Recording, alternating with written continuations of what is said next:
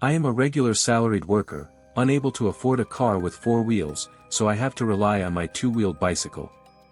Earlier this year, I moved houses. The parking shed in my new residence is located at the deepest part of the complex, separated from an alley outside merely by a wall. Perhaps it's for anti-theft reasons, but that wall is exceptionally high, leaving only a sliver of sky visible when you look up. The shed is quite large, divided into individual compartments by metal fences. Upon moving in, I discovered that there were no available spots, forcing me to negotiate with a neighbor opposite mine about sharing a compartment since it was spacious enough to accommodate an additional bike without any issues. The compartment was a generous 20+ square meters, so fitting my bicycle in there shouldn't have been a problem. The neighbor readily agreed.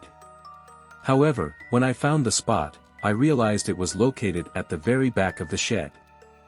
Curiously, while other compartments had sliding metal doors, mine had a roll-up door.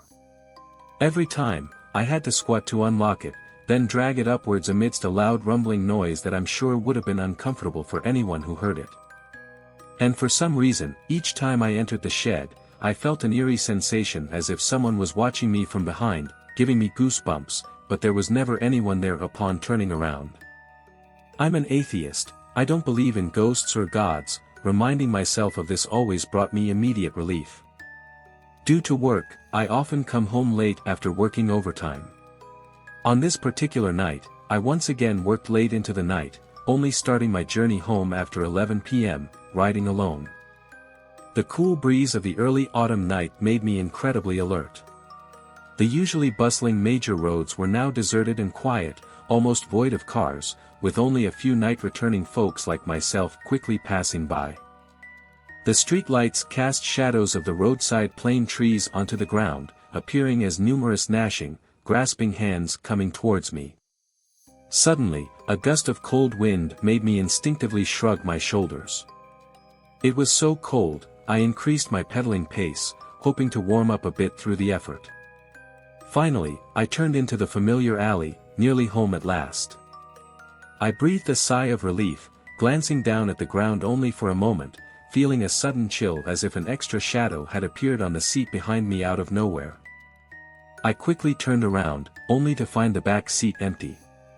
I must have been overly tired from the day's work, causing hallucinations. Taking a deep breath, I rode through the gates of my community. In the future, whenever I cycle at night, I always feel like there's someone sitting on the back seat, with what seems like soft laughter carried in the wind. Yet, whenever I turn around, there's nothing there. My colleagues have also noticed that I've been looking particularly pale lately. One coworker, who claims to have a sixth sense, gravely noted a dark aura between my brows, suggesting I might have encountered something unclean. Spooked by their remarks, I took advantage of the weekend to visit a temple and obtained an amulet inscribed with the 6 true words, which I earnestly hung around my neck with a red string. After another late night at work, I found myself walking alone down the deserted corridors, cursing our boss for the constant overtime and vowing to demand a pay raise with my colleagues the next day. As I approached my bike, parked a few meters away, I stopped involuntarily. It stood there, silently waiting for its rider. I stared at the empty back seat for what felt like 2 minutes before I finally gathered my wits and got on. Sure enough, I hadn't ridden far when that familiar laugh came again, this time with a chilling breeze that I couldn't ignore any longer. In a panic, I braked suddenly, jumping off as the bike fell to the ground. "Who's there? Show yourself!" I shouted into the night.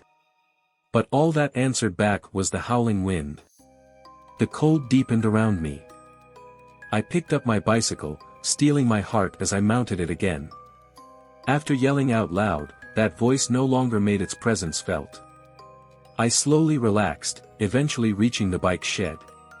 Shrouded in utter darkness, with an eerie silence pervading the air, even the cats in heat seemed to have disappeared elsewhere. An inexplicable sense of dread started creeping upon me. Steadying myself, I pushed the bike into the pathway. Adjacent to me, a towering wall stood ominously in the dark, as if it could collapse on me at any moment. Lost in thought as I walked, a sudden shadow flashed before me, making the hairs on my back stand on end. Upon closer inspection, it was just a black cat running along the base of the wall, quickly vanishing from sight. My heart returned to its place. What was wrong with me today? To think that I, known for my bravery, could be so frightened just to park a bike. If people found out, how would I show my face again?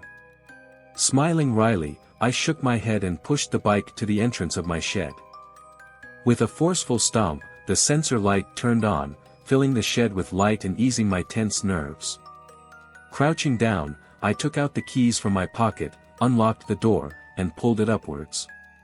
The roll-up door made a sharp, roaring noise, rendering me temporarily deaf and spreading fear throughout my body. And suddenly, the light went out. My heart skipped a beat before I could react, and the door uncontrollably slid upwards.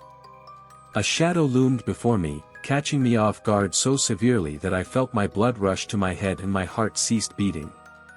My muscles wouldn't respond, and no sound would come out as I stood frozen in place. The figure appeared to wear a black cloak with its face obscured by its hood. Slowly lifting its head, there was nothing under the hood, it was empty. A familiar laugh echoed, "Didn't you want me to come out? Here I am." He. I couldn't even muster the strength to step back, instead collapsing onto the ground. When I regained consciousness, I found myself in my bed with the sun shining through the window and birds singing in the trees. Rubbing my groggy eyes, the events of last night came flooding back. Despite being bathed in sunlight, a chill ran down my spine. This could not have been a dream, there was something wrong with that shed. After eating something, I went to my neighbor's door. It took a while before I heard footsteps and a bearded face appeared before me. "Oh, it's you, what's up? Can I talk to you about that shed?" I asked directly. His expression soured, but he let me in. I told him everything about last night. He just kept smoking, silently listening. Just as I thought he wouldn't explain anything and was about to leave, he spoke. All right, I knew I couldn't escape this forever. Crushing his cigarette in the ashtray and lighting another, he took a deep breath and began his story. He used to be a teacher at Z University and fell in love with one of his female students. Coming from the same rural background and sharing the same diligence sparked a quick romance between them. However, their love did not receive her family's blessing. His mother believed that after struggling to establish himself in the city, he ought to marry a city girl, a thought that filled her with pride. The idea of her son bringing a city bride back to their rural home, envied and jealously looked upon by others, was incredibly sweet to her. How could she allow her son to marry a village girl? Absolutely not. Her vanity acted as a chasm between them. In the end, he couldn't stand up to his mother's tears and hysterical anger. Having lost his father at a young age, he naively believed obeying his mother was the ultimate act of filial piety, leading him to drift apart from the girl. When she learned the truth, she came to confront him one night, only to be raped and brutally killed by a thief in that shed. My palms were sweaty with nervousness. He got up and poured a cup of tea for me, and poured one for himself as well. Holding the cup, he gazed at the wisps of steam rising gently, sinking into his memories once more. That night, he went to sleep early. There was a very important public lecture the next day. Passing it would elevate his professional title and salary to a new level, so he had to go to bed early to rest and gather energy. Before long, he heard someone shouting in a daze. At that time, the neighborhood lacked property management, no one was on duty at the entrance, nor were there any security patrols. After listening attentively for a while and hearing nothing more, he simply went back to sleep. It wasn't until the next day, when a girl's body was discovered in the bike shed, that he realized what the noises last night were about. The shock was so great that he was beyond consolation. Although the girl hadn't died by his hand, he still felt responsible for her death. He despised his own cowardice, his lack of decisiveness, and from then on, he never spoke another word to his mother. Seeing him like this, his mother had no choice but to return to her hometown alone. As he spoke, tears streamed down his face. A year had passed since the incident, yet he was still trapped in the past, unable to extricate himself. The girl's deep-seated anger transformed her into a restless spirit, wandering in the bike shed day and night. She loved sitting on the rear seat of my bicycle the most, biking along the shaded paths of the campus. She would wrap her arms around my waist, laughing loudly and joyfully, he said, tears dropping to the floor and quickly forming a large, wet patch. "I'm sorry, I didn't expect her to follow you, causing you such a fright," he said as I snapped back to reality and quickly reassured him it was okay. He turned around and pulled out a photograph from the drawer. In the photo, he was hugging the waist of a girl as both leaned against a large rock, smiling sweetly. The young girl's face was brimming with happiness. 2 bicycles were nestled beside them, one of which was a men's bike identical to mine. I finally understood the truth of the matter, but this truth weighed heavily on me. The next evening, without the need for overtime, I got home just as the sky was darkening. Before even reaching the bike shed, I could see flickering lights from afar. Approaching cautiously, I discovered it was him, squatting on the ground, burning bundles of paper money and gold. He was immersed in his memories, seemingly unaware of my presence. I heard him loudly say, "Xiaoyan, I'm sorry, it was me who harmed you. I shouldn't have been so heartless. Xiaoyan, I've dreamt of you every day for over a year, knowing you died resentfully. Xiaoyan. I know you're listening, can you forgive me? Maybe I don't deserve your forgiveness, but by not reincarnating, you're harming yourself. Please, forgive me." There he squatted, tears streaming down his face, speech incoherent. He finally faced reality. I believe his Xiaoyan, a sensible girl, would surely forgive him. After all, he wasn't the real murderer.